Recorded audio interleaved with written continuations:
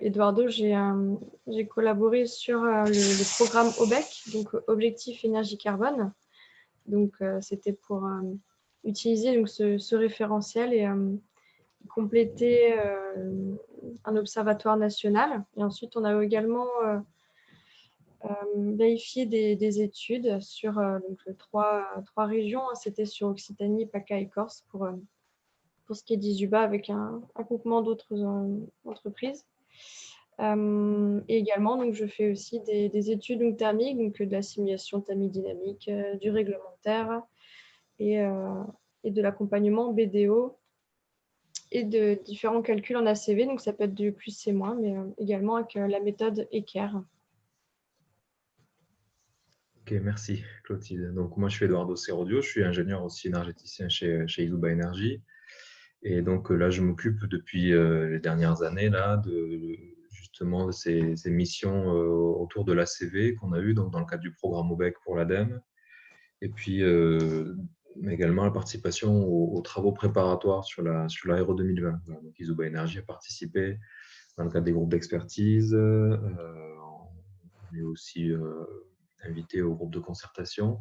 Et on a participé aussi au groupe de travail modélisateur, dans lequel on a fait des tests sur la nouvelle méthodologie. Donc, c'est un peu aussi cette expérience-là qu'on souhaite vous partager. Voilà. Alors, donc, au niveau de la future réglementation, alors, je vous donne des informations qui sont celles qu'on connaît aujourd'hui, les dernières étant issues d'une réunion de concertation qui a eu lieu vendredi là, dernier.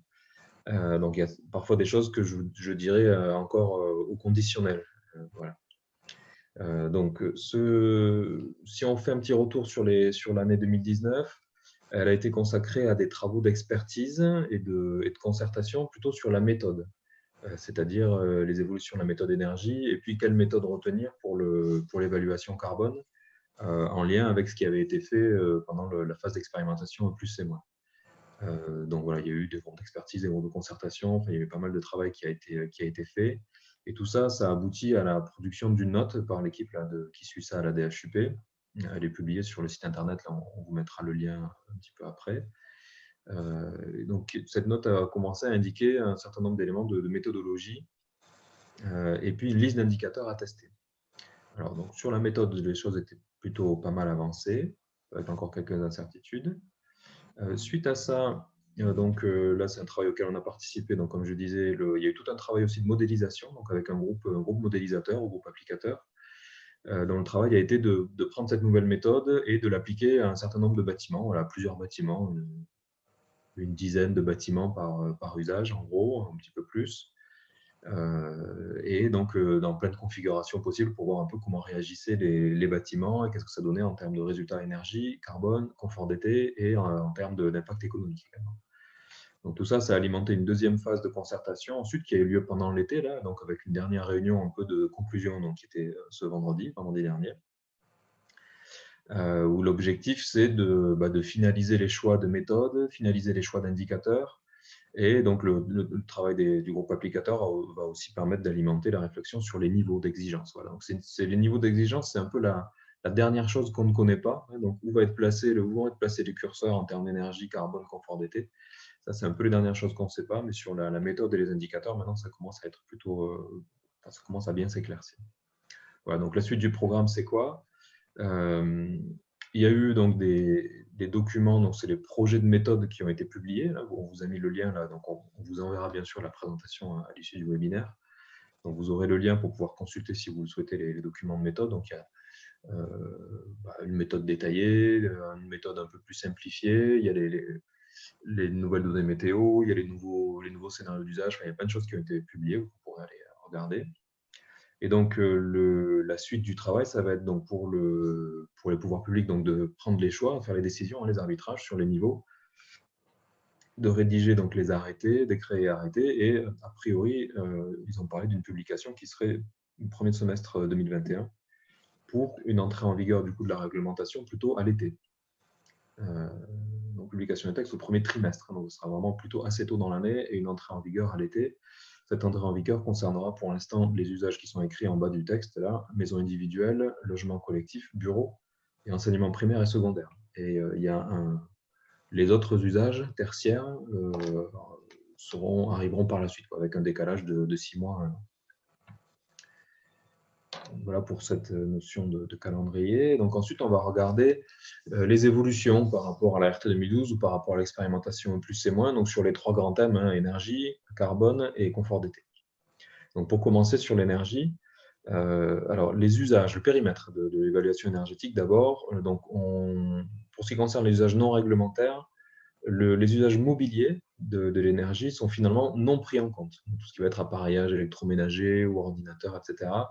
Pour ceux qui ont pratiqué la plus et moins, vous savez que c'était pris en compte dans le plus et moins, donc ça ne sera pas dans la 2020, sauf pour un calcul de l'autoconso, voilà, c'est un détail, mais en tout cas, dans l'exigence énergie, il n'y aura pas ces usages-là. Par contre, il y aura bien les usages dits immobiliers, c'est-à-dire parking, ascenseur et escalator. Ensuite, autre évolution importante sur l'évaluation énergie, c'est ce qui se passe pour le vecteur électrique. Le coefficient de conversion entre l'énergie finale et l'énergie primaire, donc pour l'électricité, change. Il passe à 2,3 alors qu'il était à 2,58. Donc là, il y a eu beaucoup de discussions par rapport à ça et donc une prise de position qui est. Vous pourrez trouver un certain nombre de justifications dans une note aussi qui avait été produite à ce moment-là. On pourrait refaire la discussion technique et politique qu'il y a derrière tout ça, mais je ne vais pas la refaire ici, ça serait trop long. Mais en tout cas, voilà, ça a priori c'est acté, 2,3 donc pour le coefficient d'énergie primaire. Et autre chose importante aussi, c'est le facteur d'émission pour le chauffage électrique qui passe à 79 grammes de CO2 par kilowattheure alors qu'il était à 180. Donc là, c'est une modification quand même majeure. Ensuite, l'unité de référence aussi va changer. Donc, on était la SRT, hein, les énergies, que ce soit BBio ou CEP, ne seront plus ramenées à la SRT, mais seront ramenées à une surface de référence qui sera soit à l'achat pour le résidentiel, soit à la surface utile pour le tertiaire. Ensuite, toujours sur les évolutions de la partie énergie, donc il y a un certain nombre de compléments sur la méthode de calcul. Il y a plusieurs titres 5 qui vont être intégrés directement dans le moteur. La prise en compte des ventilations, des centrales de traitement d'air, notamment, il y a des modifications qui vont être apportées, des améliorations sur l'éclairage également. Il y a des nouveaux scénarios, donc des nouveaux fichiers météo avec des données météorologiques plus récentes, avec des séries donc mesurées entre 2000 et 2018. Un fichier météo qui prend en compte une période de canicule aussi pour les évaluations de confort d'été. Et les scénarios d'occupation changent aussi. On prend en compte de l'occupation pendant l'été. Donc, il y a plus de vacances, par exemple, au mois d'août, comme c'était le cas dans le logement jusqu'à présent, et il y a de l'occupation même dans les usages d'enseignement. On prend l'occupation juillet-août aussi, justement pour qu'il y ait des occupants en même temps que le pic de chaleur pour voir vraiment l'impact. Voilà. En BBio, alors une nouveauté importante en BBio, c'est que les besoins de froid sont systématiques. On aura des besoins de froid calculés, quelle que soit la zone climatique, l'usage, l'altitude, etc. Ce qui n'était pas le cas jusqu'à présent. Et pour le CEP, on prend en compte donc, la production photovoltaïque, mais seulement sa part autoconsommée. Tout ce qui va concerner l'export d'électricité n'est plus valorisé. Donc, on n'a plus l'indicateur qui était l'indicateur bilan BPOS, qui était celui qui était utilisé dans la phase d'expérimentation plus et moins. Donc, celui-là, il n'a pas été retenu, il a été écarté. Alors, ça a fait l'objet de pleines discussions, de pleins débats. Vous avez peut-être vu passer une pétition aussi à un moment donné qui demandait son retour. Voilà. Pour l'instant, cette position-là est maintenue. On s'en tient du coup à la production qui est autoconsommée. Ensuite, voilà, quels sont les indicateurs du coup potentiels? Alors ça, c'est la liste des indicateurs qui ont été testés dans la phase de travaux de modélisation. Donc le BBio, avec la modification dont on a parlé, c'est-à-dire qui prend en compte du coup les besoins de climat de manière systématique. Ensuite, il y a deux indicateurs, CEP-NR et CEP tout court. Donc là, j'ai commencé par CEP-NR, consommation d'énergie non renouvelable plutôt, importée par le bâtiment. Donc c'est en prenant seulement la partie non renouvelable et seulement celles qui sont importées. Donc c'est-à-dire que c'est déduction faite de ce qui peut être produit et autoconsommé directement sur place. Et la même chose ensuite, CEP, cette fois-ci consommation d'énergie importée par le bâtiment, cette fois-ci que ce soit renouvelable, non renouvelable. Ensuite, il y a, pour la partie incitation au recours aux énergies renouvelables, un indicateur qui est appelé RCR, un recours à la chaleur renouvelable, donc un taux de recours à la chaleur renouvelable, et EGES énergie, donc les émissions de gaz à effet de serre liées aux consommations énergétiques. Alors, de ce qu'on a, voilà, à la réunion de vendredi, là, la réunion de concertation de vendredi, il y a eu des précisions qui ont été apportées un peu par rapport à des choix, par rapport à une piste principale, en tout cas, de choix d'indicateurs pour l'énergie. A priori, donc, ça serait le VBIO, avec un ordre, hein, c'est pour ça que j'ai mis des numéros. Donc, un VBIO avec une exigence réduite de 10 à 30% par rapport à la RT 2012 selon les usages, donc à approfondir, mais c'est la piste qui se décide. Ensuite, EGES énergie, donc les émissions de gaz à effet de serre des énergies. Ensuite, l'indicateur CEPNR, donc c'est celui qui sera il sera un limitant, hein, c'est celui qui sera limité plus que les autres, entre guillemets. Donc ces énergies-là, énergies non renouvelables, seront limitées plus que les autres. Et il y aura aussi donc ces trois-là seront réglementés. Et le quatrième sera également réglementé. Le CEP, donc les consommations d'énergie importées, toutes énergies confondues, sera aussi réglementé, mais a priori, ce n'est pas celui qui sera le plus contraignant par rapport aux autres indicateurs qui sont également pris en compte avant. J'ai pas vraiment capté pour être tout à fait transparent, j'ai pas vraiment réussi à capter dans le cours de la réunion qu'est-ce qu'il allait advenir du RCR, hein, du recours à la chaleur renouvelable. Est-ce qu'il sera simplement informatif? Est-ce qu'il sera réglementé aussi? Est-ce que ce sera que pour certains usages? Là, j'ai pas forcément l'information, mais je pense pas qu'il va disparaître complètement non plus. Voilà. Ensuite, voilà. Donc ça, c'est pour la partie énergie. Ensuite, sur les évaluations carbone, donc les impacts environnementaux. Donc, comme vous le savez, hein, ça fait suite là, aux travaux de l'expérimentation plus c'est moins. Donc, on va avoir une évaluation environnementale en analyse de cycle de vie sur les bâtiments.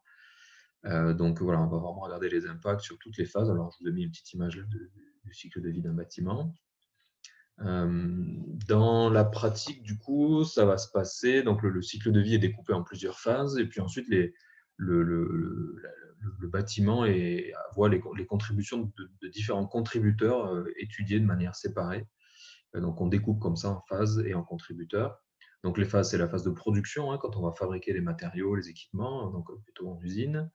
La phase de construction, c'est le chantier pour le bâtiment, chantier de construction. L'exploitation, donc c'est l'utilisation du bâtiment. Donc on prend une période d'étude de référence de 50 ans. La phase de fin de vie, donc c'est la démolition, le traitement en fin de vie des matériaux. Il y a une phase un peu optionnelle qui s'appelle bénéfices et charges au-delà du cycle de vie, qui va permettre de valoriser certaines choses comme des matériaux qui peuvent être réutilisés, récupérés, recyclés éventuellement.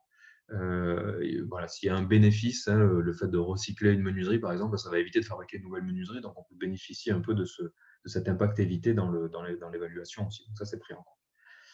Donc voilà au niveau des phases et au niveau du découpage. Donc on a tout ce qui est alors les composants ou produits de construction et équipement. Vous entendrez souvent aussi l'acronyme PCE voilà, qui va revenir assez souvent. Donc les PCE, donc vraiment tous les produits de construction et les équipements techniques. Les consommations d'énergie liées donc à la phase d'utilisation du bâtiment pendant 50 ans. Le chantier en lui-même. Les consommations et rejets d'eau. Donc ça, c'est pendant la phase d'utilisation aussi. Ça va être la mise à disposition d'eau potable et le traitement des eaux usées. Et il y a un contributeur parcelle dans la méthode là, qui a été un projet de méthode. Là, le contributeur parcelle a été ressorti. Donc, c'est vraiment l'aménagement de la parcelle, les voiries, les clôtures, stockage, etc. Ça a été retiré parce qu'a priori, ça ne devrait pas rentrer dans le périmètre de l'exigence, a priori. Alors que c'était bien intégré comme le lot 1 du contributeur PCE en phase de plus et moins. Voilà. Donc voilà un peu pour les étapes. Donc pour chaque contributeur, le travail en fait d'ACV, il va consister à déterminer les quantités de chaque composant, les quantités d'énergie consommée, les différents flux au niveau du chantier, de l'eau, etc. Et puis en face de chaque composant, de mettre une donnée environnementale. Alors, la grande question, c'est la donnée environnementale. Pour ça, on utilise donc la base de données IGNES, qui a été utilisée pendant la phase de plus et moins, qui va continuer à l'être pendant l'entrée en vigueur de la RE 2020. Donc, dans cette base IGNES, on trouve des données produites par les industriels. Donc, pour les produits de construction, ce sont les fameuses FDES, hein, fiches de déclaration environnementale et sanitaire, produites par les industriels, vérifiées.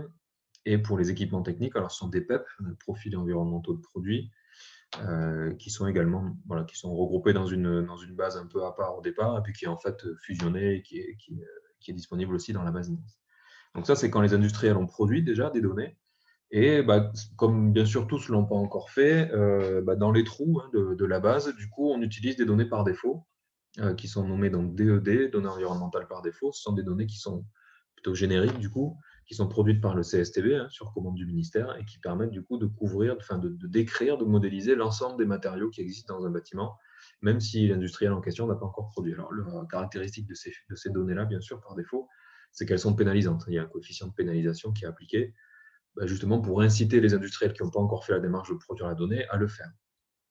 Voilà, donc c'est un peu au détriment de la justesse et de la représentativité de la CV bâtiment à la fin, mais c'est un mal nécessaire pour que les industriels se mobilisent. Et ils le font. C'est-à-dire que vraiment, par rapport au début de l'expérimentation, on a maintenant une base qui est beaucoup, beaucoup plus complète et on arrive à faire des ACV qui sont vraiment complètes et intéressantes.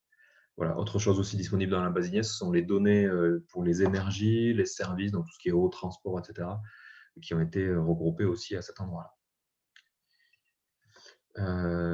Voilà pour la base INES. Et donc, quelles sont les évolutions méthodologiques? Donc, pour ceux qui avaient pratiqué peut-être un petit peu la CV dans le cadre de l'expérimentation plus et moins, donc les évolutions, ce sont les suivantes. La surface de référence qui change aussi. Donc, on ramenait les impacts à la SDP, surface de plancher. Maintenant, on va les ramener à la même que celle de l'énergie, à la surface de référence, donc, qui sera donc, je le répète, l'achat pour le résidentiel et la surface utile pour le tertiaire. Il y a une petite subtilité sur le module D. Le module D, c'est je reviens deux coups en arrière ici, c'est les bénéfices et charges au-delà du cycle de vie qui sont déclarés pour les produits de construction. On n'en prenait qu'un tiers. En plus et moins, on va les prendre de manière complète maintenant en 2020. Voilà, ça c'est un petit détail. Et ensuite, la modification majeure entre donc la CV qui a été faite au niveau de plus et moins et celle qui va être donc utilisée en RE 2020, c'est une approche dite dynamique, une méthode dynamique. Ce qu'on faisait, alors je vais vous l'expliquer là, il y a 2-3 diapos pour vous expliquer un peu cette question-là, c'est un peu important. Jusqu'à présent, donc, ce qu'on faisait dans l'expérimentation plus et moins, donc dans la méthode ACV, c'est qu'on avait une approche statique que toutes les émissions avaient le même poids, quelle que soit la date de ces émissions. C'est-à-dire qu'elles soient aujourd'hui, pour la fabrication du produit, pour sa durée de vie ou pour sa fin de vie, au bout de 50 ans, considérer tout le monde avec le même poids. Donc, elles étaient toutes considérées comme ayant lieu aujourd'hui. Le désavantage de ça, c'est qu'il y a certains matériaux qui ont des impacts très très faibles, voire négatifs au début de leur vie, et puis des impacts plutôt forts à la fin de la vie. Et du coup, c'est notamment le cas des matériaux biosourcés. Ce stockage temporaire du coup du carbone était mal pris en compte par cette méthode. Demain, donc dans la nouvelle méthode, là, avec la RE 2020, on aura une approche dynamique où les impacts qui ont lieu le plus tôt, les émissions de carbone qui auront lieu le plus tôt, auront un impact plus fort. Et celles qui auront lieu dans plus longtemps auront un impact plus faible. Vous voyez qu'on va un coefficient de pondération qui va descendre jusqu'à 0,55 à peu près. Alors, un exemple pour voir un peu ce que ça donne. J'ai pris l'exemple d'un isolant, vous voyez, comme unité fonctionnelle. Donc, isoler 1 mètre carré de paroi par l'extérieur avec une résistance thermique de 3 à peu près sur une durée de vie de 50 ans. Donc, on regarde les impacts par phase de deux produits, un produit biosourcé, une fibre de bois, et un produit pas biosourcé, du polystyrène. Donc, vous voyez que le polystyrène, il faut émettre du CO2 pour le fabriquer au début, émettre du CO2 pour le mettre en œuvre sur le chantier et émettre un peu de CO2 pour le traiter sa fin de vie, ce qui fait qu'il a un bilan qui est à peu près par là. Vous voyez que les produits biosourcés, alors là il y a l'exemple de la fibre de bois, c'est un peu pareil pour tous les produits biosourcés, ils ont une caractéristique forte, c'est que donc ils stockent du carbone au moment de leur production, donc ça c'est le végétal quand il pousse, c'est un puits de carbone, donc le carbone est stocké. Donc on a un impact qui est négatif ici. Il y a toujours un peu d'énergie à mettre en œuvre, un peu d'émission de carbone au niveau du chantier. Et par contre, en fin de vie, on a une réémission très forte qui est liée, alors il y a plusieurs raisons à cela, mais une des principales, c'est une part de la matière biosourcée qui est mise en décharge, qui va se dégrader et qui va émettre des gaz, notamment du méthane, qui ont un très fort pouvoir de réchauffement climatique. Et du coup, on se retrouve avec un impact équivalent CO2 qui est très fort en fin de vie. Et en fait, vous voyez que quand on fait le total, on a quelque chose qui annule finalement le bilan carbone de ces produits-là. Là, c'est tout juste négatif dans ce cas-là. Alors que, donc ça c'est quand on a une vision en statique avec toutes les émissions, quelle que soit la date, qui ont le même poids, alors que ce stockage temporaire, en fait, le fait de stocker du carbone là, maintenant, tout de suite, ça a quand même un intérêt du point de vue du climat. D'où l'idée d'avoir une approche dynamique.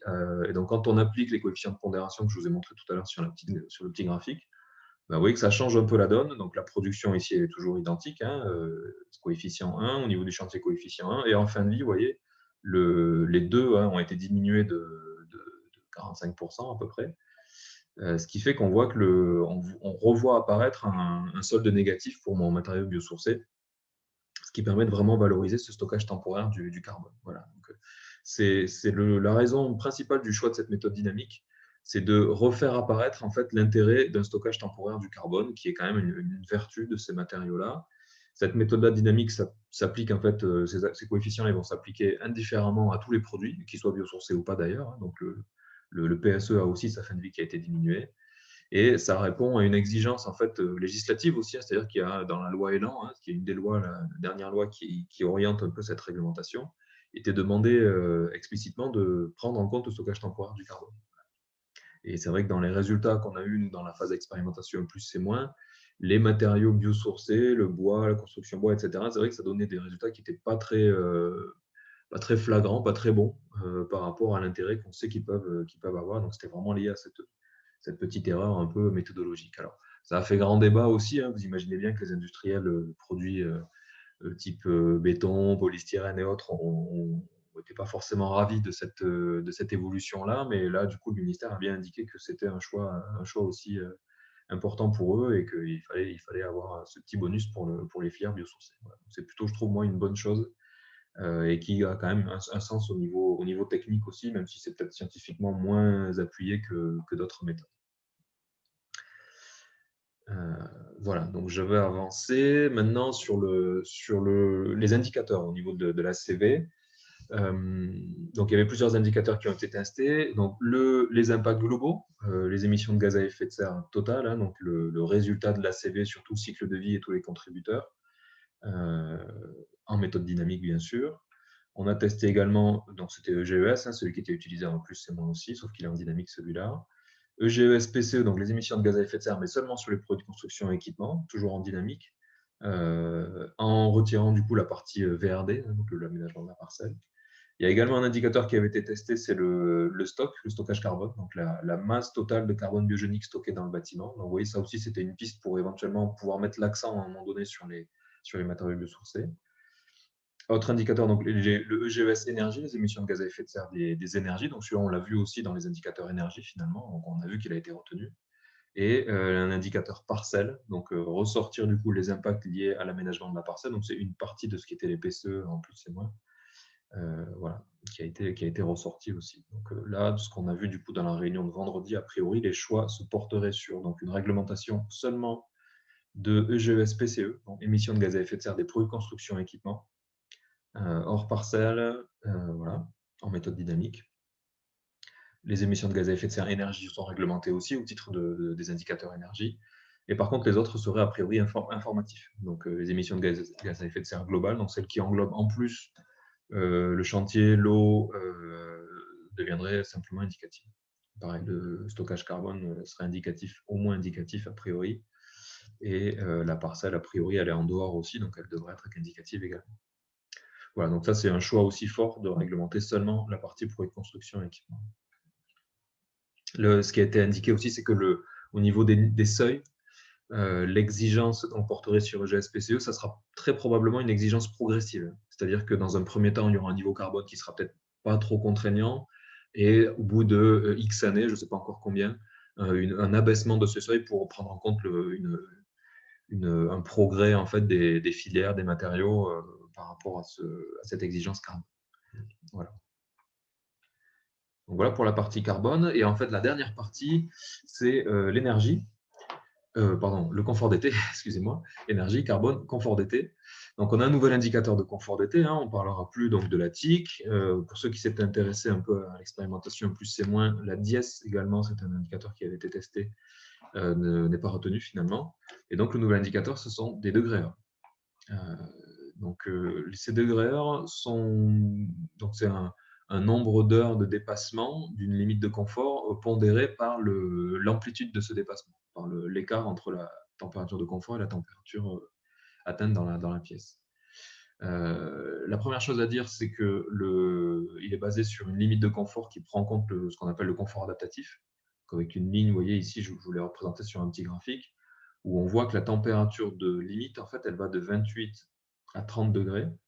Et elle donc elle est calculée en fonction de la température moyenne extérieure sur la journée précédente, sur les 24 heures précédentes. Donc, c'est l'idée de prendre en compte le fait que il y a une certaine adaptation physiologique des occupants. S'ils ont connu une période très chaude à l'extérieur, ils pourront considérer qu'il y a une certaine notion de confort déjà, même si on est dans des ambiances à 29 ou 30 degrés. Voilà, donc prise en compte du confort adaptatif et donc un indicateur qui prend en compte à la fois la durée, donc c'est un nombre d'heures, multiplié par l'écart entre la température résultante dans la pièce et la température limite. Voilà, donc on aura à la fois la durée et l'intensité de l'inconfort. Voilà, autre chose nouvelle et majeure, je dirais, dans l'évaluation du confort d'été, c'est qu'en fait, on a un double seuil d'inconfort, un seuil bas et un seuil haut.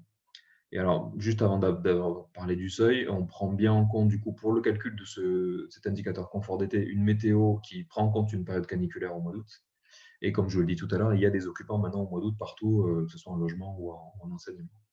Donc, on fait ça, on fait la somme des degrés et on compare donc à un seuil bas. Si on est en dessous d'un seuil bas, qui est pris à 350 degrés, ça a priori c'est validé aussi, on va considérer que le bâtiment est conforme, voilà, sans climatisation ou sans système aucun.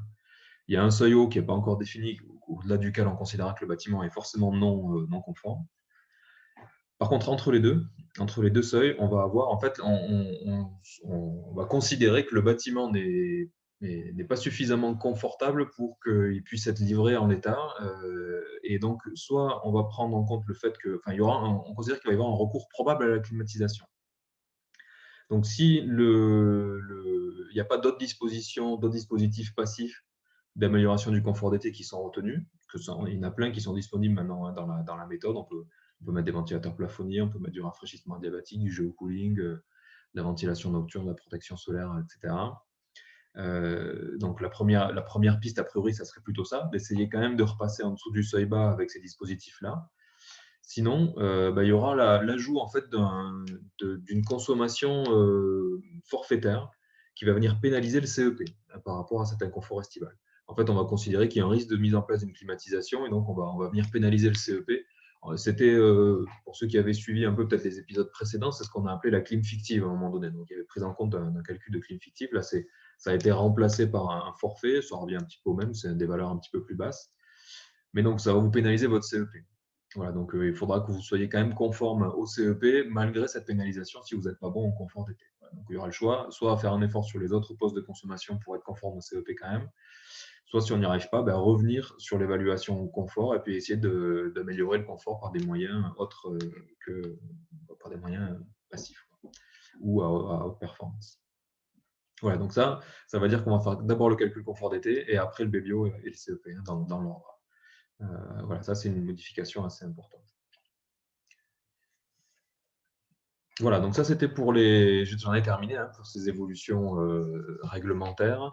Il y a quelques éléments qui sont encore un peu au conditionnel, comme je vous l'ai dit. Tout ce qui concerne les seuils, voilà, c'est des arbitrages, des choix qui n'ont pas été pris. Maintenant, du coup, je vais passer la parole à Clotilde qui va vous montrer un petit peu ce qui existe déjà dans l'interface. Alors, comme on n'a pas encore le moteur de calcul n'est pas encore arrivé, on n'a pas, du côté éditeur, on ne les a pas encore reçus. Toute la méthode ACV, elle est encore un petit peu, elle n'est pas 100% sûre, donc on n'a pas encore commencé les développements. Donc, ce qu'on va vous montrer, ce sont des choses qui sont plutôt de ce qu'on avait développé pour l'expérimentation, plus et moins, mais bon, comme vous avez vu, la grande majorité des éléments seront quand même utilisables ou quasiment en l'état.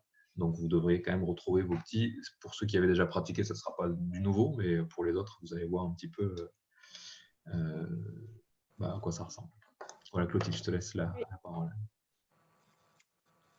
Alors, je crois qu'il faut que tu arrêtes le partage. Super, merci. Hop.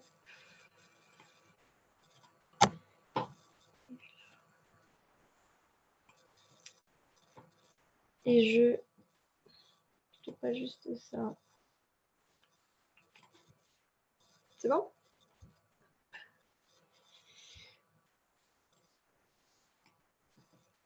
Ouais, c'est bon, on voit ton écran, pas de souci. Ok.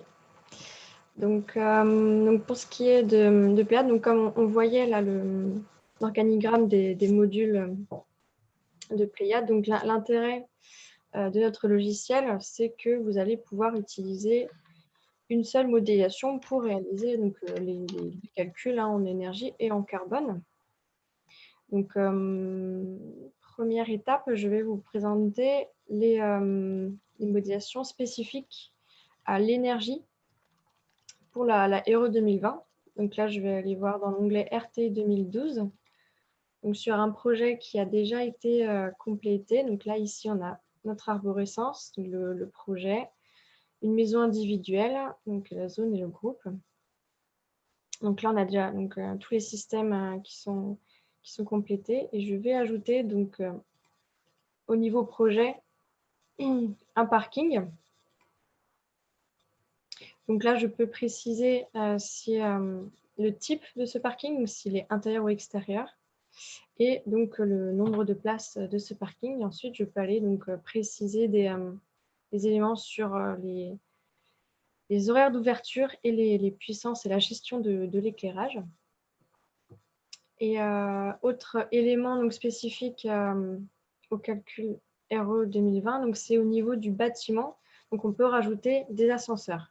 Donc là, sur cet usage maison individuelle, donc ça n'a pas vraiment de sens, mais je vous montre tout de même la saisie. Donc ici, j'ai cliqué droit, ascenseur.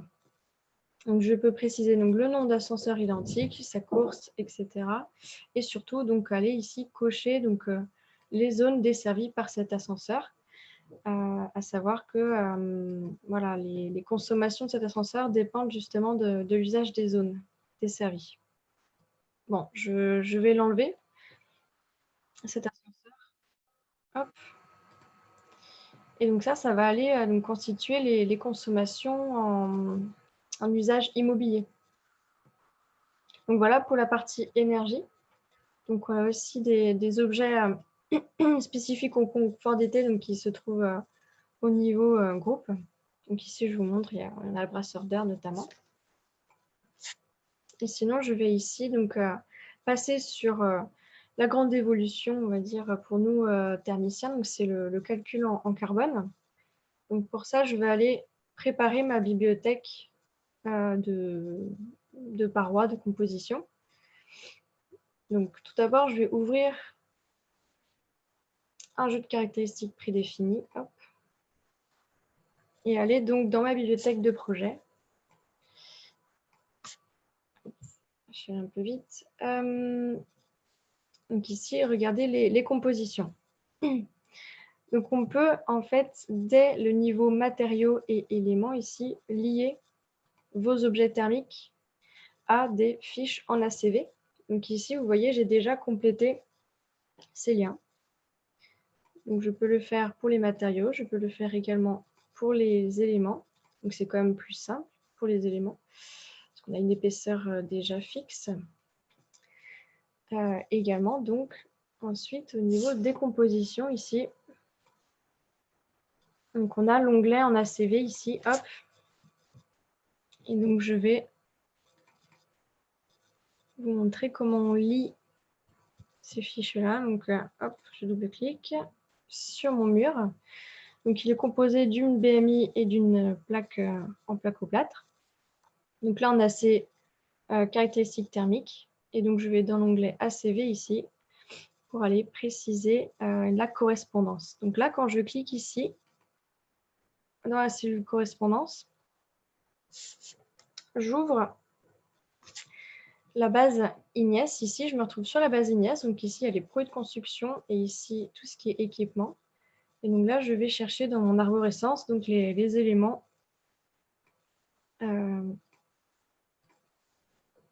qui sont présents dans mon projet. Donc par exemple, ici, j'ai la brique monolithe isolée. Et je peux ici donc, cliquer sur afficher les impacts pour vérifier si cette donnée environnementale correspond bien à ce que j'ai mis dans mon projet ou ce qui est prévu de mettre. Donc, à savoir ici que la petite planète avec une chaîne ici, c'est pour aller ouvrir cette donnée sur la base Ignes. pour aller encore plus loin sur la recherche d'informations sur cette donnée. Donc, je fais OK. OK. Et donc, j'ai bien mon lien ici avec ma donnée environnementale. Et ensuite, je la lotis ici. Donc, ça ne change pas les résultats. C'est juste pour aller répartir les impacts dans les différents lots de construction du bâtiment. Donc, ça, c'est une manière de le remplir. Mais j'avais déjà donc lié ma plaque de plaque-au-plâtre. C'est un élément. Donc, je peux aussi utiliser cette coche, définir à partir des matériaux, éléments, matériaux à changement de phase. Et du coup, ça se remplit automatiquement. Donc, voilà pour les compositions. Donc là, je les ai toutes liées.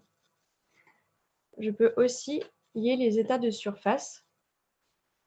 Donc, avec, par exemple, donc ça peut être de la peinture, de l'enduit extérieur. Hop. Donc ici, j'ai fait ce lien.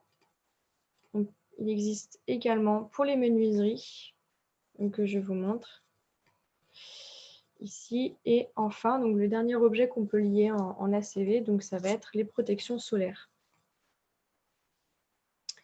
Donc voilà pour les liens. Donc vous avez également aussi possibilité de visualiser la base Igniess dans notre logiciel. Elle se trouve ici. Donc là maintenant, je vais partir sur la saisie de mon projet. Donc pour l'instant, j'ai lié des compositions, des menuiseries à des données environnementales. Et pour l'instant, je n'ai aucun élément dans mon étude parce que j'ai encore rien dessiné. Donc j'affiche mon petit fond de plan. Hop. Et donc je vais dessiner donc, très rapidement ma maison. Ouf. Toc.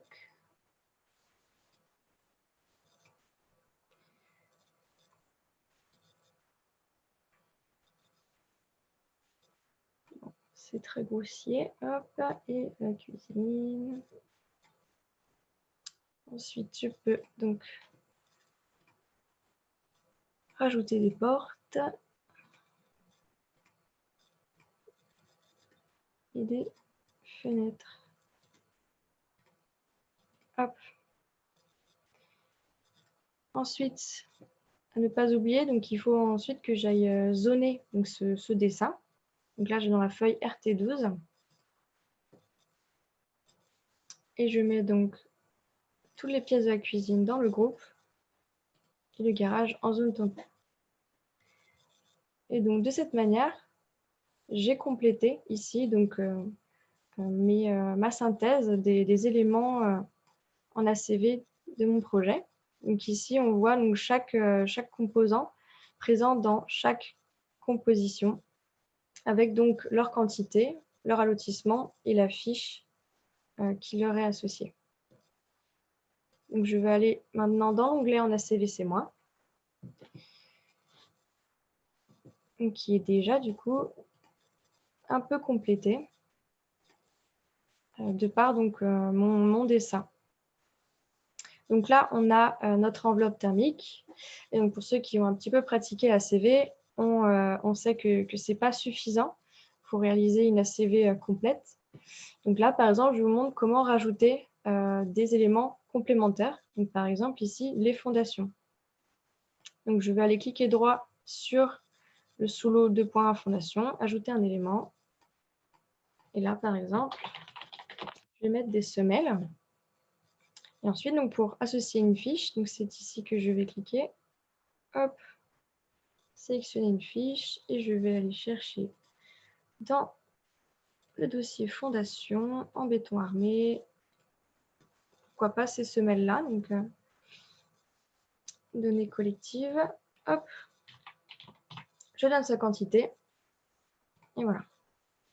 Donc ça, c'est une manière d'ajouter des éléments complémentaires. Il existe également une autre méthode un peu plus simple. C'est ici au niveau du bâtiment, donc dans l'onglet tableau. Ici, si je clique sur éditer, je peux travailler sur ma modélisation comme sur une fiche Excel. Donc là, par exemple, je vais aller insérer des lignes. Et je pourrais donc rajouter des fourreaux, par exemple. Bon, c'est un exemple un peu dépassé, parce que le VRD ne va plus faire partie des éléments obligatoires.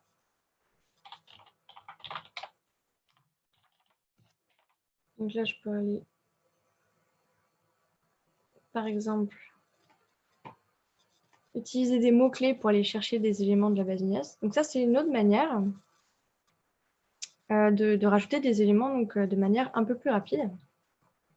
Et enfin, donc, quand votre projet aura bien avancé, pourquoi pas en stade pro, vous allez avoir plus d'informations sur les quantités. Donc ça peut être transmis par les économistes.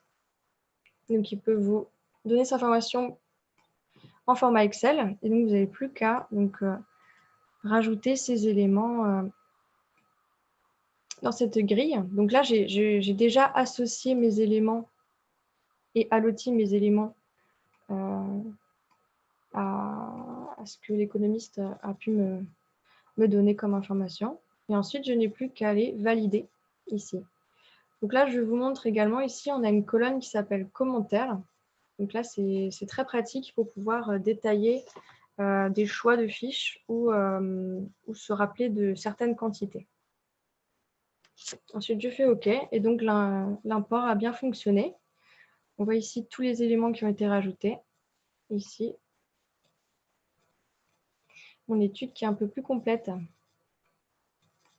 Donc voilà pour les produits de construction équipement, les PCE. Donc ici, donc on a cette synthèse des éléments qui est disponible sous forme de tableau. Et ensuite, on a des pré-résultats. Donc avant le passage à la moulinette ACV, on peut avoir déjà une petite visualisation des résultats qu'on peut obtenir. Donc ici, avec l'onglet graphique. Et je peux donc avoir un détail de la répartition des impacts par lot, en faisant apparaître pourquoi pas les pourcentages, par fiche ou par type de fiche. Donc, est-ce que ce sont des fiches collectives, les données forfaitaires, des données par défaut ou des données individuelles. Donc voilà pour les produits de construction et équipement. Et ensuite, donc pour les deux autres contributeurs, donc chantier et eau, qui ne seront également plus que informatifs. Donc c'est au niveau de la zone.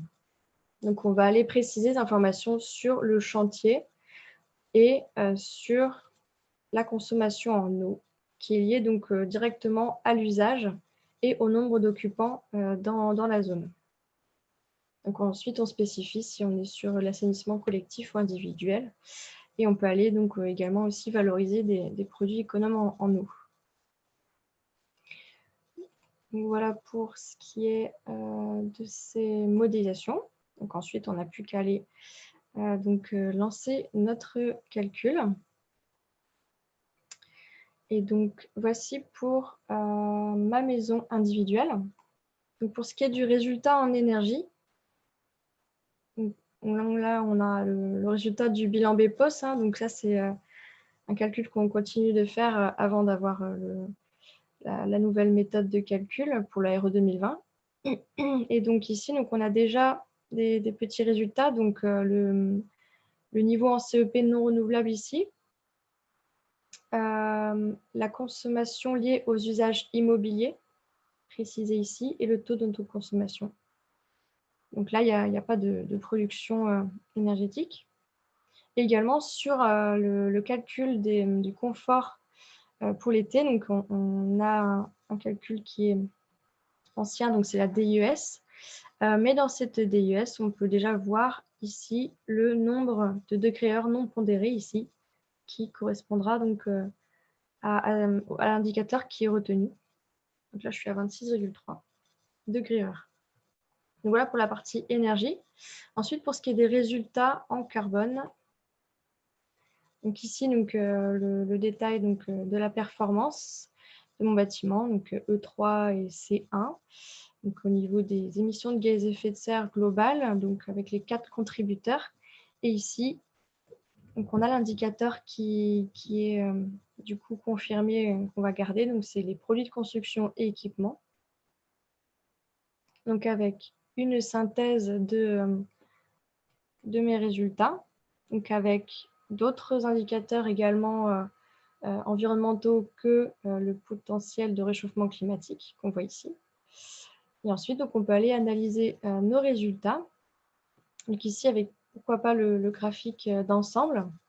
Et donc là, qui donne la répartition des impacts par poste. Donc ici, pour ce qui est de la consommation d'énergie, on peut voir que c'est donc le chauffage et l'électricité spécifiques qui sont les deux plus gros contributeurs. Et ensuite, donc ici, forcément, la grosse part des impacts sur le bâtiment, donc ce sont les produits de construction, avec ici donc, le détail par sous-lot de ces impacts. On peut également ici aller choisir de rentrer dans le détail de nos contributeurs. Donc ici, on voit donc cette répartition des impacts liés à la consommation d'énergie. Ici, pour les produits de construction et équipements. Donc, je pourrais également aller ici pour avoir ce détail.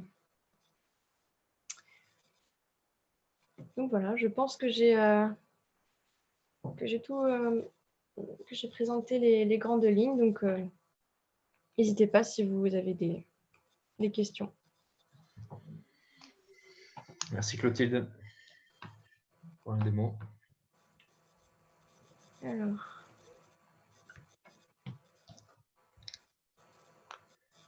Alors, il y a eu quelques questions n'hésitez pas à en poser. Vous pouvez éventuellement prendre la parole, lever la main pour prendre la parole si vous le souhaitez. On peut aussi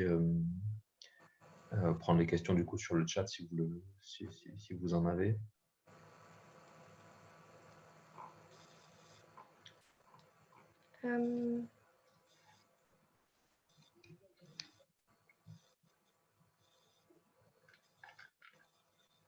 Si on remonte un peu dans le fil des discussions, il y avait une question sur le fait que une grosse partie du travail du coup était basée sur des quantités et des quantités de matériaux donc qui sont la connaissance aujourd'hui d'autres intervenants dans l'équipe de maîtrise d'œuvre que le BE Fluide, notamment l'économiste. C'est vrai que l'ACV, a priori, il semblerait indiquer que ce soit le BE Fluide qui la fasse, mais ce n'est pas forcément une obligation. Ça pourrait très bien être un autre intervenant. Pourquoi pas l'économiste qui pourrait la faire, un BE plutôt qualité environnementale du bâtiment, s'il y en a un aussi dans l'équipe de maîtrise d'œuvre. Mais c'est vrai aussi que pour arriver à faire cet ACV, il va falloir agréger des informations et une connaissance technique de beaucoup d'ouvrages dans le bâtiment sur lesquels aujourd'hui le BE Fluide n'a pas forcément la compétence technique. Et donc, ça va demander une certaine collaboration dans l'équipe et un partage un peu des informations. Donc, on a déjà vu dans les projets qu'on a suivis des tableaux qui circulaient dans l'équipe de maîtrise d'œuvre pour que chacun puisse compléter les quantités, indiquer un petit peu les caractéristiques. Voilà, c'est vrai que c'est tout un nouveau champ de connaissances. Alors, c'est à la fois, comme je l'ai écrit, c'était très chronophage parce que du coup, ça prend pas mal de temps pour récupérer toutes ces informations et choisir la bonne donnée. Mais en même temps, c'est passionnant et puis c'est très intéressant parce qu'on acquiert quand même une culture un peu plus large aussi de tout le bâtiment, toute la construction.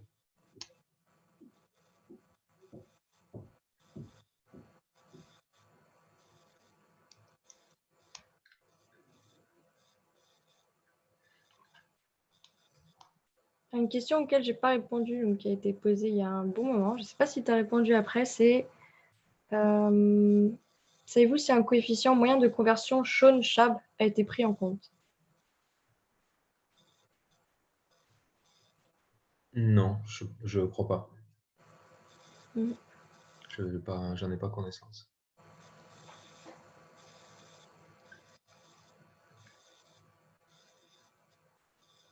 Alors, plusieurs questions là, auxquelles on n'a pas répondu. Peut-on d'ores et déjà simuler l'effet de fans, je suppose, Laurent, que tu parles de ventilateurs plafonniers. Oui, les ventilateurs plafonniers, ils existent aujourd'hui dans le moteur RT 2012, dans celui qui est en cours d'utilisation, et on peut voir leur effet sur les indicateurs confort d'été tels qu'ils sont aujourd'hui calculés dans le moteur, donc sur la dièse et sur le degré. Je ne dis pas qu'il n'y aura pas quelques ajustements, mais normalement, on peut les voir aussi. Une fois l'ACV modélisé, sera-t-il possible de l'exporter vers un observateur en ligne tel qu'Elodie 3 ou le référentiel bâtiment énergie carbone? Je suppose que vous parlez de l'observatoire, hein, sur l'observatoire de l'expérimentation dans lequel on déposait les études dans le cadre de l'expérimentation plus et moins. Oui, alors bien sûr, les logiciels d'ACV sont censés exporter du coup un fichier RS2E, récapitulatif standardisé énergie-environnement, qui est en fait le fichier R7, hein, le récapitulatif standardisé d'études thermiques, auquel on ajoute la partie environnement. Et donc aujourd'hui, le Pléiade sort ce fichier RS2E comme tous les logiciels d'ACV qui ont été vérifiés pour participer à l'expérimentation en plus c'est moi. Voilà. Alors, pensez-vous faire un partenariat avec des logiciels comme Attic+, logiciel de Métré, prévoir un import de tableur économiste? Voilà, pour moi, c'est un peu la même question. Voilà, aujourd'hui, on n'a pas de partenariat en particulier avec un logiciel ou un autre. Je pense que les échanges là, de ce type-là, ils vont se faire sûrement plutôt via des formats qui vont toucher plutôt au BIM, à mon sens, où on va pouvoir travailler comme ça sur des quantités qui sont disponibles aujourd'hui dans les maquettes. Donc, il y a déjà des passerelles, il y a déjà des essais qu'on a fait sur une récupération de quantité. On peut même, dans un IFC, par exemple, aujourd'hui, dans le format IFC, il y a des balises pour les données environnementales. Donc, on n'a pas encore été jusqu'au bout, mais on a fait quelques tests déjà pour récupérer des quantités et des données environnementales directement depuis l'IFC. Mais je note la suggestion là, sur les logiciels maîtrisés. On pourra voir aussi quel format et quelle passerelle on pourrait trouver. C'est intéressant. Ce qu'on fait aujourd'hui, c'est un import tableur, comme vous a montré Clotilde. Voilà, le tableur, c'est le format ingénieur, quoi. C'est-à-dire que c'est celui qu'on maîtrise facilement, qu'on sait bricoler si on a besoin. Et c'est pas très moderne, hein, c'est pas très open BIM, mais ça a le mérite de pouvoir être bricolé et de pouvoir fonctionner. On a fait des fois des travaux directement sur des DPGF auxquels on a ajouté une colonne où on a mis le lot, une colonne auquel on a mis le numéro de la fiche. Et puis, du coup, ça a permis d'importer directement depuis une DPGF les quantités pour nourrir l'ACV dans Pléiade. Aucun garde-fou pour la performance des équipements de chauffage par rapport au changement drastique de vecteur électrique. Ça, c'est une question. Alors, il y a quand même un indicateur, il restera un indicateur BBio donc sur l'enveloppe, c'est déjà une première chose. Et après, sur les équipements, il y a deux indicateurs. Il y a le CEPNR et le CEP tout court, qui sera maintenu. Ce qu'on a vu, nous, dans les cas tests qu'on a, enfin, dans les modélisations qu'on a fait dans le cadre du groupe applicateur, c'est qu'a priori, le chauffage électrique direct, quoi, en effet Joule, devrait être exclu dans la majorité des cas. A priori, les seuils vont être construits comme ça, ou alors s'il y a des cas où le chauffage électrique direct est conforme, pour y arriver, il faudra faire un effort. A priori, ce sera calé sur un effort assez important sur l'enveloppe. Donc, a priori, dans les tests qu'on a fait, souvent, on nous a demandé des variantes avec une enveloppe très, très poussée et du chauffage électrique pour avoir un peu l'impact. Et j'ai l'impression qu'ils vont essayer de bloquer quand même ces solutions-là, qui seront peut-être possibles, mais à condition de faire un effort important sur l'enveloppe. Alors, une vidéo tuto du même type SVP, je ne sais plus si on a fait un tuto déjà sur la saisie, non? Non, je ne crois pas qu'on ait de tuto, mais c'est une idée. Pourquoi pas? Après, à savoir qu'on fait des sessions de formation hein, sur l'ACV. Mais oui, ça pourrait venir. Alors, on va essayer de rattraper, il y a plein de questions. Quid de la base Ignace en termes de consolidation des valeurs? Voilà. En termes de conscience. Il passe encore de nombreux couacs sur des matériaux valeurs déclarés par les fabricants, mal vérifiés par le CSTB. Oui, ça sera uniquement basé sur la base Ignace, pas sur d'autres bases comme EcoEvent, ça c'est sûr. La base Ignace fait, voilà, il y a quand même un travail important. Toutes les fiches sont maintenant vérifiées par une tierce partie, qui n'est pas forcément le CSTB d'ailleurs, voilà, il y a un certain nombre de vérificateurs agréés. Et alors, il peut rester des couacs, hein, ça peut arriver, mais bon, il y a quand même pas mal de progrès qui ont été faits sur cette base aussi. Mais ça sera uniquement Ignace. Et ce qu'on pourrait penser être un couac, peut-être, c'est par rapport à ce que vous voyez au niveau des équipements. Alors en fait, c'est vrai que c'est un peu moins facile à utiliser les données des équipements parce qu'elles proviennent de l'association donc PEP EcoPasseport. Ils avaient donc leurs propres calculs et donc ils ont encore des vieilles habitudes qui restent. Mais si vous avez ne serait-ce qu'un doute du coup dans ce que vous mettez, ce qu'il y a dans la donnée environnementale, vraiment si vous allez sur la base Ignace et que vous allez chercher dans le détail de cette PEP, vous allez savoir ce qui est vraiment pris en compte dans cette donnée. C'est vrai qu'on a souvent des incertitudes par rapport à l'unité fonctionnelle des équipements. Souvent, il y a marqué pour quelques kilowatts ou des kilowattheures parfois, alors qu'en fait, on voudrait la chaudière en entière par exemple. Voilà. Donc ça, c'est des éléments, ce n'est pas vraiment des erreurs, c'est juste peut-être un manque de communication sur ce qui est vraiment dans la donnée. Mais je dirais qu'il n'y a quand même pas beaucoup d'erreurs. Enfin, en tout cas, je n'en repère pas tant que ça. Et également, si vous avez des retours à faire sur les données, donc déjà, vous pouvez envoyer effectivement des mails aux personnes qui gèrent la base Ignace, mais vous avez aussi donc, une plateforme de retour sur les données, donc déjà par défaut. Voilà.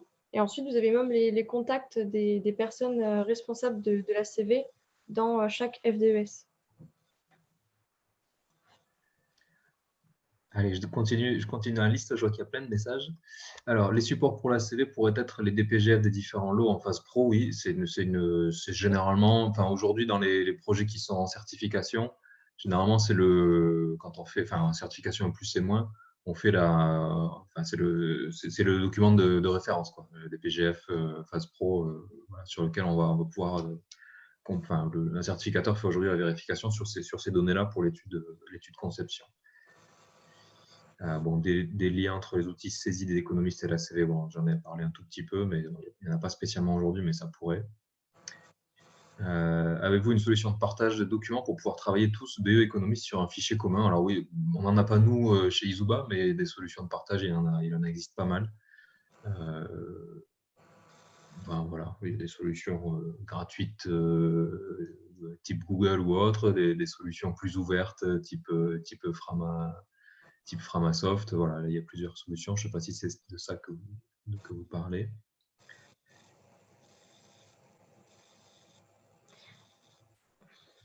Finalement, les seuils seront un sur énergie et un sur carbone. Sont-ils bien affinés? Olivier, je ne suis pas sûr de comprendre ta question, mais oui, il y aura des seuils sur énergie et il y aura des seuils sur carbone, et ils seront tous les deux contraignants. Par contre, ils ne sont pas encore validés, ces niveaux-là, ces exigences-là. Je crois qu'il se demande s'il y a toujours le E1, E2, E3, E4 et C1, C2. Ah oui, ok. Les seuils sont un sur énergie et un sur carbone. Oui, alors le niveau, je sais pas. Mais ça sera pas forcément facile de comparer. À mon avis, le niveau énergie, ça sera plus contraignant que le énergie 1. Et le niveau carbone, je sais pas trop. C'est pas forcément super évident de comparer avec les niveaux d'aujourd'hui. Oui.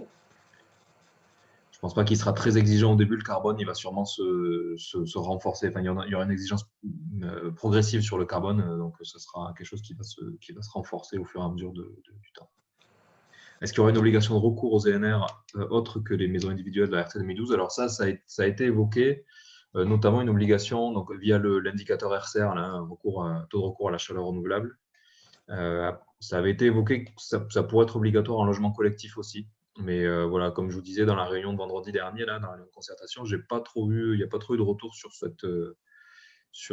cette exigence-là. Donc, je n'ai pas d'informations plus précises que ça à vous donner.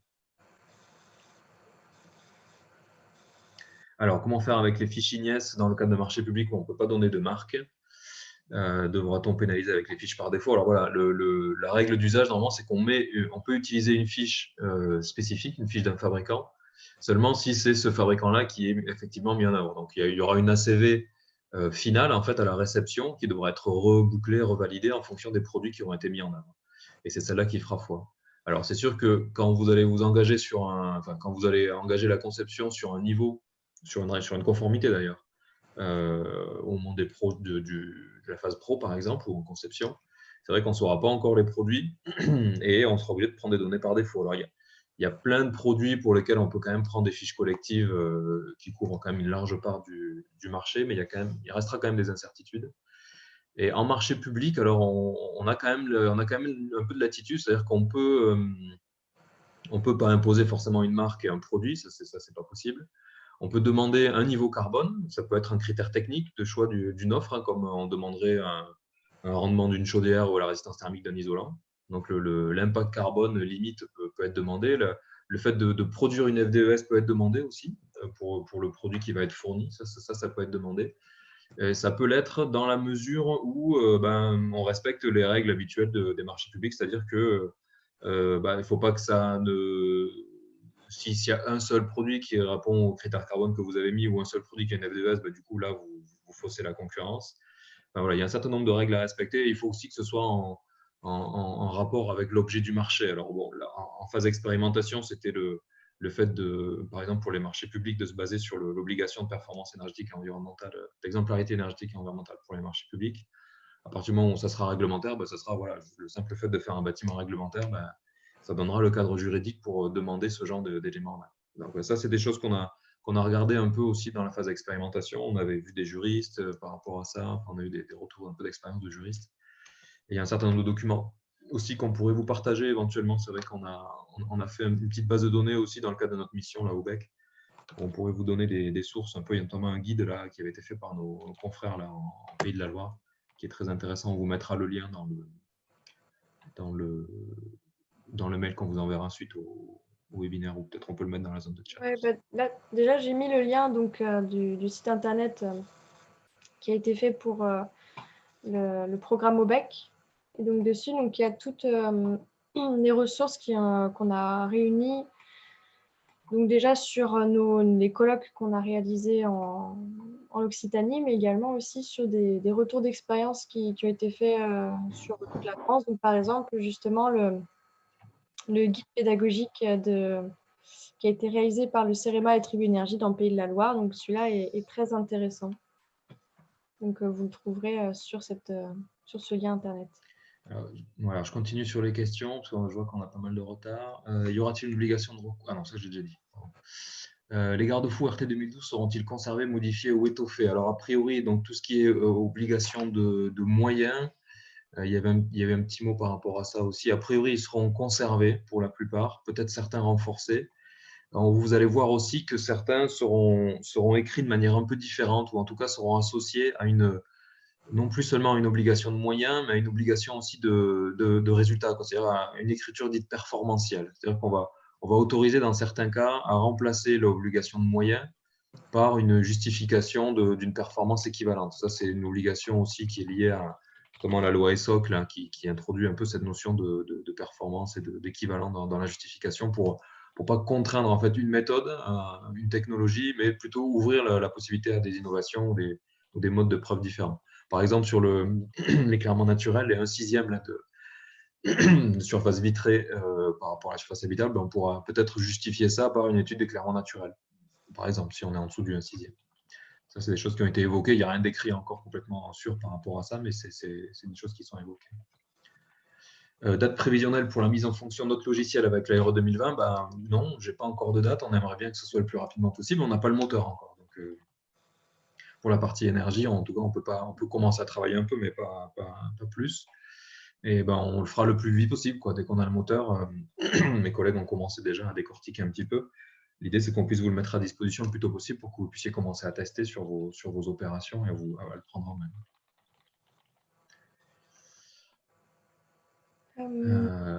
L'affichage sera E4. Oui, le niveau d'énergie, oui. Je ne pense pas, Olivier, que. Enfin, il va y avoir une différence entre l'affichage qui va être fait avec cette réglementation, qui va dire, oh là là, c'est la première réglementation environnementale, vraiment, c'est un grand pas pour pour l'impact carbone des bâtiments, etc. Et la réelle exigence carbone qui va être, et énergie qui va être mise en œuvre. Ça, c'est sûr qu'il risque d'y avoir un petit hiatus, mais ça, c'est les aléas de la communication politique qu'on connaît dans plein de domaines. Voilà, c'est sûr que la réglementation, elle va être on dit souvent que la réglementation thermique, c'est la voiture balai, quoi. C'est-à-dire que c'est le niveau que devront respecter toutes les constructions, de la petite maison individuelle, enfin un petit peu tout le monde. Et c'est difficile c'est difficile à porter de mettre un curseur très très élevé sur une réglementation. Donc il y a aussi à l'étude, hein, vous en avez peut-être entendu parler aussi dans les médias, à l'étude aussi des labels qui vont appuyer un petit peu et mettre en avant du coup des projets qui faudront aller plus loin. Par exemple, sur un vrai niveau bâtiment énergie positive, sur un vrai niveau bâtiment bas carbone, un vrai niveau avec beaucoup de recours aux matériaux biosourcés. Ouais, il y aura aussi des labels par rapport à ça. Et il n'y aura pas E1, E2, E3, E4, hein. Il y aura conforme à la réglementation. Voilà, avec un seuil effectivement en kilowattheure et en BBO, CEP et émissions de gaz à effet de serre. Ouais. Et oui, alors pour la question une personne repose une question par rapport à l'analyse des variantes en marché public. On n'est pas forcément obligé de réétudier l'ensemble du projet quand on propose une variante, quoi. C'est-à-dire qu'on peut aussi regarder juste élément par élément. Par exemple, si vous avez un élément, un isolant, par exemple, vous avez pris un isolant dans votre étude avec un contenu carbone donné, vous pouvez simplement comparer l'isolant qu'on vous propose, le contenu carbone de l'isolant qu'on vous propose au contenu carbone de l'isolant que vous aviez prévu. Si c'est en dessous, pas de problème, vous n'avez pas besoin de tout réétudier. Si c'est équivalent aussi, si c'est au-dessus, il faudra peut-être le prendre en compte et le voir par rapport aux autres lots, quoi. Et le label le plus c'est moins, il va être remplacé par un nouveau label. Il y a eu une lettre de commande là, officielle pour le plan bâtiment durable là, qui est chargé de construire un nouveau label, effectivement. Alors j'ai encore une question. C'est Mathieu Faustin là, qui m'envoie les questions en privé du coup. Alors du coup tout le monde ne peut pas en profiter, mais c'est pas grave. C'est pour ça qu'on le voit. Voilà, c'est peut-être certaines vous n'avez pas vu. Y aura-t-il forcément une certification jusqu'à la réception des travaux ou la mission peut-elle s'arrêter à la phase pro comme en RT 2012 avec production de documents justificatifs? Moi, je n'ai pas encore de certitude sur ce qui sera demandé à quelle étape.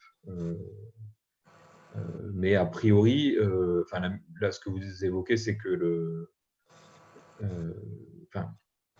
la mission du BE fluide du BE s'arrête souvent en phase pro, mais il y a quand même à la fin, à la réception, il y a quand même un intervenant qui est chargé de vérifier la conformité de ce qui a été mis en œuvre par rapport à l'étude thermique et de faire une attestation d'achèvement, une attestation de conformité à la réglementation à l'achèvement. Donc, a priori, ces attestations devraient continuer d'exister en phase permis et en phase achèvement. Alors, est-ce qu'on demandera l'ACV au permis? Je ne pense pas, ça m'étonnerait, mais ce n'est pas encore tout à fait validé, quoi. Par contre, une attestation en fin de travaux, ça me paraît important parce que du coup, c'est vraiment là qu'on peut avoir l'ACV final, quoi, avec les produits vraiment mis en œuvre. C'est ça. Comment faire une étude affinée dans le cas d'un archi ou de maître d'ouvrage en autoconstruction? Bonne question. Voilà. Il faudra prendre des données par défaut ou des données spécifiques, ou des données collectives et avoir du coup. Mais c'est une question qui n'est pas évidente. Ouais. Comment avoir l'information sur les matériaux mis en œuvre quand le maître d'ouvrage va acheter un peu d'isolant chez Brico Dépôt, un peu de voilà, ces matériaux ici et là, oui, ça ne sera pas forcément évident. Mmh. Je n'ai pas spécialement de réponse par rapport à ça.